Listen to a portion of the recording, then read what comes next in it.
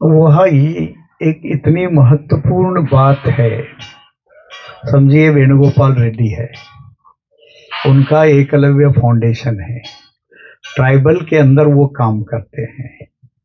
माधव रेड्डी है, वंदे मातरम फाउंडेशन के नाम से लगभग 15-20 साल से इस प्रदेश के अंदर सरकारी स्कूल के बच्चों को लेकर काम शुरू किया। उसी काम में विस्तार होकर आज अक्षर वनों में परिवर्तित हुआ है।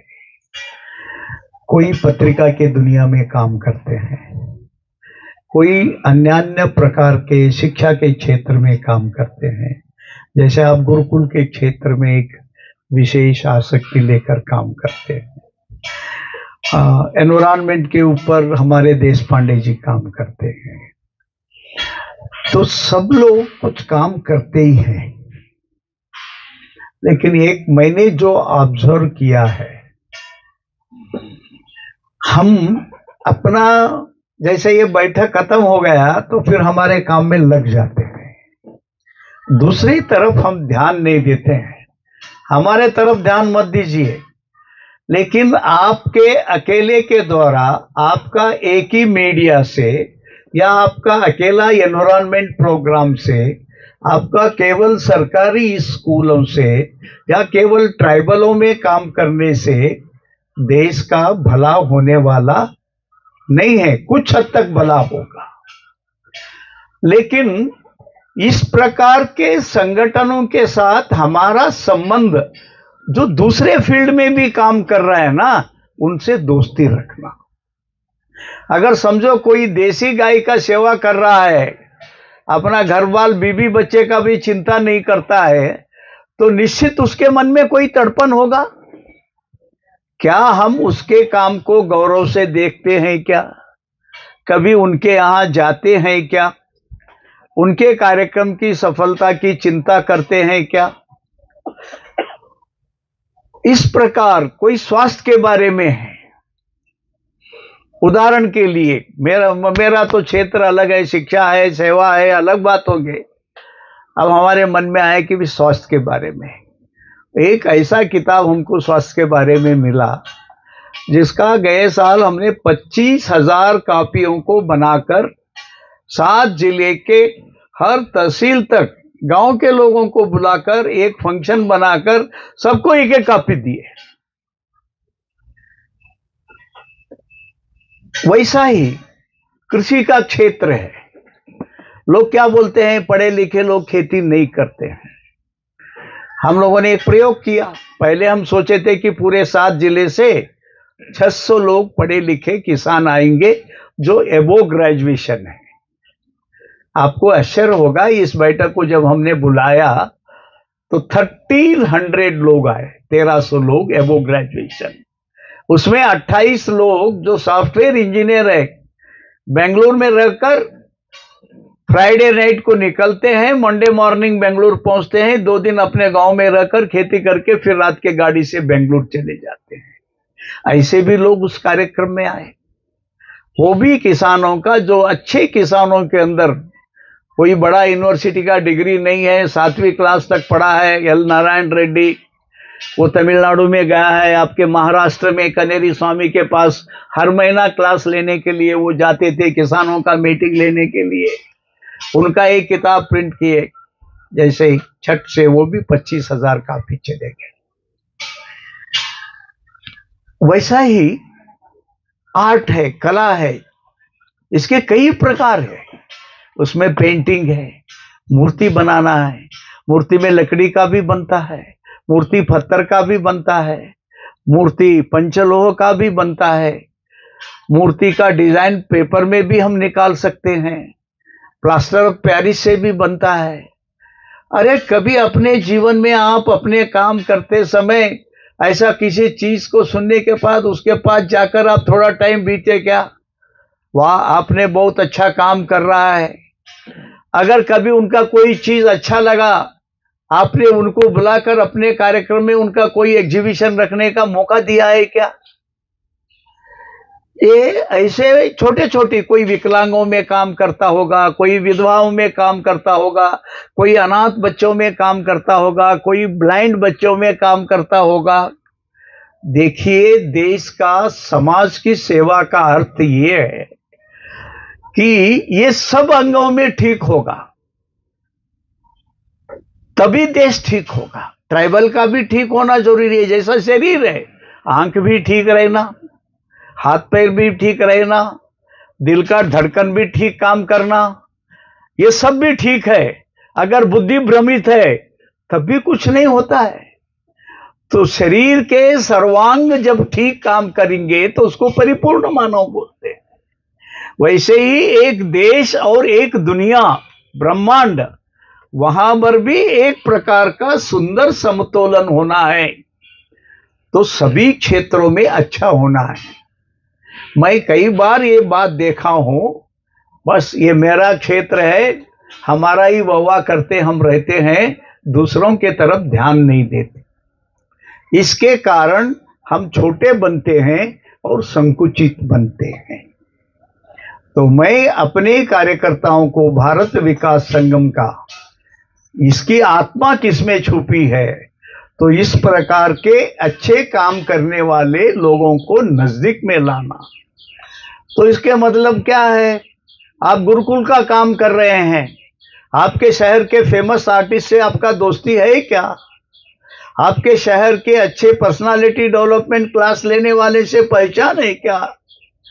अब यहां पर हम आए, इतना बड़ा हॉर्टिकल्चर सुंदर, हम बेंगलुरु के लाल बाग में भी ऐसा देखने को नहीं मिलता है। भाई, इसका आर्किटेक्ट कौन है? जाने से पहले हम माधव रेड्डी से भाई बच्चे बनाए होंगे, लेकिन इसके पीछे किसी का दिमाग लगा है ना, बिना हॉर्टिकल्चर का इतना एक्स्ट्राऑर्डिनरी नॉलेज का, क्योंकि ये इतने प्रजाति है, कोई ऐसे छू गए तो मर जाते हैं, उसके डाली टूट जाती है, उसका देखभाल अलग करना पड़ता है। कुछ तो बेशर्म होता है, उसको कितना उखाड़ के फेंकिए, फिर अपना उखड़ के तैयार होता है। तो ये सब चीजों को देखकर अप्रिशिएट करना, उनसे संबंध बनाना। कोई ऐसा कल पेड़ पौधे का बात करेगा, अरे आप एक बार अक्षरवनम जाके आइए, तो फिर आपको फिर इसके बारे में ज्यादा समझने का कोई जरूरत ही नहीं है। बच्चों में छुपा हुआ अलग अलग क्वालिटीज को बाहर डालना अपने गुरुकुल पद्धति। इन्होंने नाम तो गुरुकुल नहीं रखा है, लेकिन इनका भी एक अनोखा ढंग है। इसको हम गुरुकुल में कितना ले जा सकते हैं? क्या अपने संबंध से इनको भी कुछ मिल सकता है क्या? तो इस प्रकार परस्पर सभी सद्गुणों का जुगाड़ करना। क्या करना? सभी सद्गुणों का, सत्कार्य का, सेवा कार्य का जुगाड़ करना। ये आपकी इमेज 10 गुना 100 गुना बड़ा करती है। लेकिन मैं जनरली ये देखा हूं, ये छोड़ के मुझे भाई इसी में मैं मर रहा हूं, इसके सिवाय मुझे कुछ नहीं चाहिए, ऐसा मुझे कई बार आता है। अभी मैं थोड़ी देर पहले वेणुगोपाल रेड्डी ने मुझसे बताया कि जैसे मुझे एक बार शिवगंगा जाना है मध्य प्रदेश में, महेश शर्मा का काम देखना है। पहली बार मैं जब शिवगंगा चले गया, उनके दिमाग में शुरू में इतना था, बस पानी लाना है किसानों के लिए, इसको छोड़कर पाटिल जी आप कुछ भी बोले तो नहीं सुनेंगे। मैं ले गया बच्चों को देने के लिए किताब, महिलाओं को सिलाई के मशीन। फर्स्ट अटेम्प्ट में उन्होंने हमको रिजेक्ट किया, हमारी कमेटी ने इसको रिजेक्ट किया है। आप पानी का बात आए तो सुनो, नहीं तो नहीं, आपका पैसा लेके वापस जाओ। बहुत 2 दिन 3 महीने के अलग अलग कन्वर्शन के बाद उन्होंने लाइब्रेरी के पुस्तक के लिए शुरू किया। मैं आज बताता हूं महेश शर्मा को, क्योंकि सभी के घर के बच्चे उस किताब के साथ दोस्ती बन गई। एक एक ट्रंक के अंदर भरकर 900 गांव के अंदर वो बक्सा चले गया। अब बच्चों को अच्छी अच्छी किताब अच्छा लगता है कहानी का, और उसमें पढ़ने का चाव बढ़ गया, और उसके बहाने इनको छोटे छोटे बच्चे वर्कर मिल गए। फिर महेश शर्मा को ये समझ में आया कि भाई पानी तो जरूरी है, लेकिन काम करने के लिए सब प्रकार के लोग चाहिए, तो ये किताब भी जरूरी है, पढ़ाई भी जरूरी है, सिलाई मशीन भी जरूरी है, लोगों को कुछ कारीगर देना भी जरूरी है। तो धीरे धीरे उन्होंने अपना काम बहुमुखी विस्तार किया। अभी वो पानी पानी बोल के अगर घंटी मारते बैठते तो आज उनको पद्मश्री नहीं मिलता, क्योंकि लोग जमीन पर कुछ आके देखना चाहते हैं।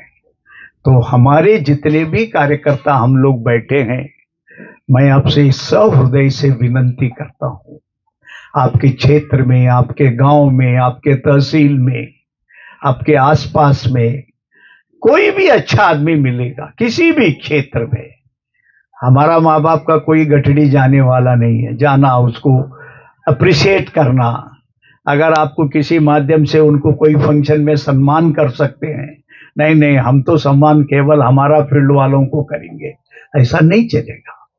अगर आप दूसरे क्षेत्र का इज्जत करेंगे तो दूसरे क्षेत्र वाले भी आपका इज्जत करेंगे। तो इस प्रकार एक कमी मैं हमेशा अपने कार्यकर्ताओं को, जैसे मैंने एक प्राणी के बारे में सुना है, जंगली सुअर का नाम सुने?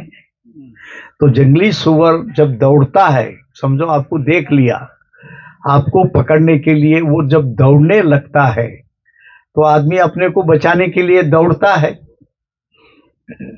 फिर जब आप समझो कि एक 10-15 सेकंड में वो आपको पकड़ लेगा, आप कुछ मत करिए, आपका दौड़ना बंद करके बाजू खड़ा हो जाए, वो कम से कम 200 गज तक दूर जाके आएगा वापस। समझ में आया नहीं? उसको घूमने ही नहीं आता है जल्दी। तो उस प्रकार का जानवर हमको नहीं बनना है। तो सभी लोगों से जुड़े रहकर काम करने से अपनी काम की गति बढ़ेगा और हमारा इज्जत भी बढ़ेगा। और जिन 10 लोगों को आप समर्थन करेंगे, एक बार आप कोई बड़ा कार्यक्रम किए, उनको मालूम रहता भाई अमुक आदमी ने हमारा इस कार्यक्रम को समर्थन किया, इसको किया, वो 10 लोगों में 4 लोग भी आएंगे आपके कार्यक्रम में, आपके कार्यक्रम की शोभा बढ़ेगी, आपका काम का भी गति बढ़ेगा। तो ये समग्र चिंतन इसको बोलते हैं। इसको क्या बोलते हैं? समग्र चिंतन, टोटल थिंकिंग। टुकड़े टुकड़े में बिखर बिखर कर देखने के बदले में हम इस समाज को, इस देश को, विश्व को एक परिवार, हम मुंह से बोलते ऐसे नहीं है, हमारी वाणी, हमारी रहन सहन, ये सब उतनी ऊंची दृष्टि से होना चाहिए। केवल कुर्वन्तु विश्वम आर्यम इस शब्द का उच्चारण से हम श्रेष्ठ नहीं बनते हैं, उसके अनुकूल अपने आचरण होना चाहिए। ऐसा आचरण अपना है क्या? सबको हम अपने गले लगाने के लिए तैयार है क्या? यस, इस देश में कोई है, वीक है, खराब है, हमारे घर में एक मेंटली रिटार्डेड है, हमारे घर में मेरा बेटा ये पियक्कड़ है, तब भी कैसा भी बुद्धिमत्ता से घर में जीते हैं ना। तो ऐसा ही देश में भी कुछ समस्याएं होती है, लेकिन अपना डील करने का टेक्निक जो होता है, मैंने जो बसव कल्याण का उदाहरण दिया, और कोई अचीवमेंट मिले तो उसको भी ढिंडोरा नहीं फूटना है। अगर एक बेचा है, उसकी माँ बीमार पड़ी है, माँ का सेवा कर गया, मरने मरने वाली माँ बच गई, तो गांव तमाम बोलना मेरी माँ मर जा रही थी, मैंने ही बचाया, मैंने ही बचाया। उसको आप अच्छा बेटा कहेंगे क्या? नहीं कहेंगे, ये बेटा ये तो तेरा कर्तव्य है। वैसा ही जब हम कुर्वन्तु विश्व आर्यम कहते हैं, जब विश्व ही एक परिवार कहते हैं, क्या हम अपने हृदय से उतने ऊंचे उठ रहे हैं क्या? हमारी देखने की दृष्टि उतनी ऊंची बन रही है क्या? ये कार्य सोच भारत विकास संगम का सोच है। इसीलिए अपने गांव में, अपने जिले में, अपने तहसील में अब जाने के बाद इस प्रकार के एक सूची बनाओ और सभी लोगों से दोस्ती बांधो। और क्योंकि देश का, दुनिया का, मानव जाति का विकास तभी होगा जब सभी क्षेत्र में मंगलमय वातावरण होगा। नहीं तो दुनिया कैसा है, आप देखने में सब ठीक दिख रहे हैं, लेकिन आपका कान सुनाई नहीं देता है, तो लोग आपको चेहरा देखकर ठीक बोलते हैं कि बहरा बोल के बोलते हैं? क्या कहते हैं? अरे ये तो बहरा है बोलते हैं, देखने में अच्छा है आदमी लेकिन आंख नहीं दिखते हैं, अंधा बोलते हैं। देखने में बहुत अच्छा है, एक पैर ठीक नहीं है, बाकी को सब भूल जाती है दुनिया वाले, लंगड़ा बोलने लगते हैं। तो इसीलिए समाज के सभी क्षेत्र के विकृतियों को दूर करना, अगर एक भी अंग विकृति रहेगा हमारा समग्र विश्व कल्याण की चिंतन में क्षति रहेगी। तो क्या हम सोच से, विचार से, कृति से रोज इसके नजदीक में जाना चाहिए।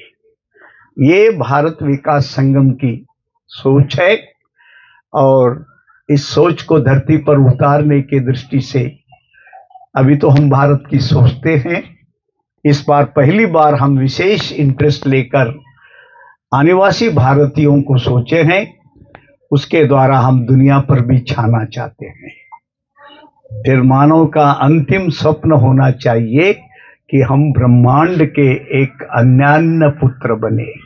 अभी तो हम कहते हैं ना भारत माता के पुत्र हैं, कुर्वन्तु विश्वमार्यम, अरे सृष्टि का ही हम श्रेष्ठ देखना चाहते हैं। तो हमको धीरे धीरे अपनी भी ऊंचाई बढ़ाना होगा। तो इस दिशा में सब लोग सोचे और अपने गांव में, अपने तहसील में, अपनी जिन जिन क्षेत्रों में संबंध है, एक छोटी सी मीटिंग करो, 8 दिन में एक बार, महीने में एक बार मिलो और अभी से योजना बनो। हम बस से जाएंगे, ट्रेन से जाएंगे और अपने सगे संबंधी दूसरे जगह पर है, इनका जाना बहुत अच्छा लगता है। आपका कोई रिलेटिव अमेरिका में है, उनको बोलना ऐसा बड़ा कार्यक्रम होना है इस बार दिसंबर के छुट्टी में, आपको नहीं आना है, आपको जनवरी में आना है। आप बोलेंगे नहीं, आखिरी घड़ी में वो जनवरी में, दिसंबर में आके जाने को तैयार होता, बेटा अगले महीने आए तो अच्छा होता था, कोई फल मिलेगा क्या? वो तो बोलेगा पिताजी तो हमारा ड्यूटी का टाइम आ गया है, वो तो अमेरिका है, हम नहीं जाएंगे तो फिर हमारी नौकरी चले जाएगी, मैं तो चले जाऊंगा। तो ये कुछ एडवांस थिंकिंग करना पड़ेगा। तो इस प्रकार के सोच के साथ हम लोग काम करें। तो अगला बैठक तो मैंने बताया जो दिल्ली में होगा वो नेशनल टीम का होगा, लेकिन अपने अपने जिले में, तहसील में बड़ी काम बढ़ाने की दृष्टि से जो हमारे निमंत्रण के साथ एक बार हम फिर जो सितंबर महीने के अंत में सेडम में बुला रहे हैं, उस समय कार्यक्रम की जगह भी देखेंगे और आमंत्रण भी साथ में लेके जाएंगे। फिर आपको पूरे 4 महीने के लिए काम करने का साहित्य आपके साथ रहेगा। ये सोचकर आज 2 दिन का बैठक इस पवित्र अक्षर वनम, रियली मन प्रसन्न होता है। माधव रेड्डी ने बहुत सुंदर व्यवस्था की है, यहाँ के बच्चे भी बड़े प्यार से सारी सुविधा दिए हैं।